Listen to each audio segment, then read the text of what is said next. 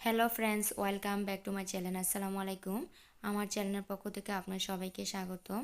আজ আমি আপনাদেরকে কলিজা কিভাবে রান্না করে রেসিপিটি তৈরি করে দেখাবো।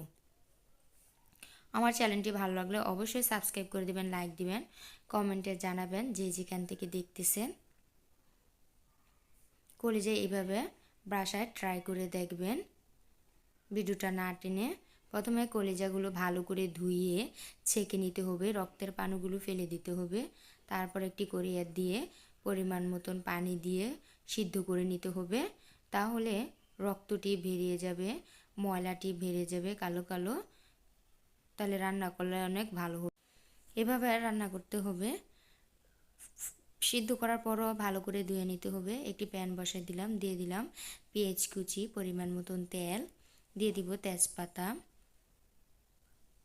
দারচিনি, এলাচ, লবঙ্গ, মশলাগুলো দিয়ে দিব। দিয়ে বাদামি কালার করব, পেঁয়াজটা বাদামি কালার করে দিয়ে দিব পরিমাণ মতন পানি,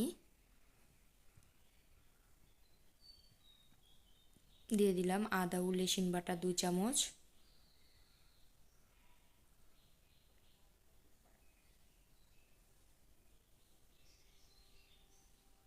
দিয়ে নেড়ে চেড়ে দিলাম। ধৈর্য সহকারে ভিডিওটা দেখবেন। স্বাদ মতো নুন দিয়ে দিব, দিয়ে দিব হলুদের গুঁড়া 1 চামচ, দিয়ে দিব লবণ, মরিচের গুঁড়া দিয়ে দিলাম, জিরার গুঁড়া দিয়ে দিব, ধনিয়ার পাকি দিয়ে দিব,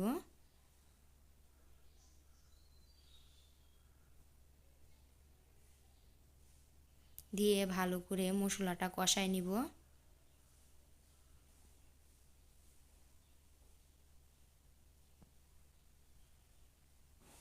এভাবে মশলাটা কষায় নিব, উপরে তেল ভাইবে।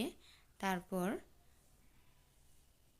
দিয়ে দিব কলিজাগুলো, দিয়ে ভালো করে নেড়ে চেড়ে মিক্স করে নিব। এভাবে ভালো করে নেড়ে চেড়ে মিক্স করে কষায় নিতে হবে।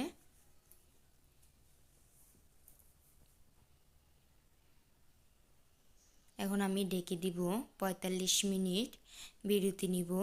এর মধ্যে কলিজাগুলো ভালো করে নেড়ে চেড়ে দিতে হবে, পরিমাণ মতন পানি দিয়ে কষানো শেষ করতে হবে, সিদ্ধ করতে হবে, তাহলে অনেক ভালো লাগবে খেতে। এখন আমি 45 মিনিট পর ফিরে আসলাম। দেখেন কত সুন্দর হয়ে গিয়েছে।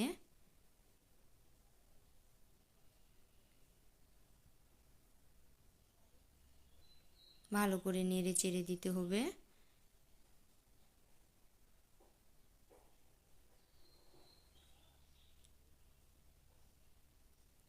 এখন আমার পরিবেশনের পালা।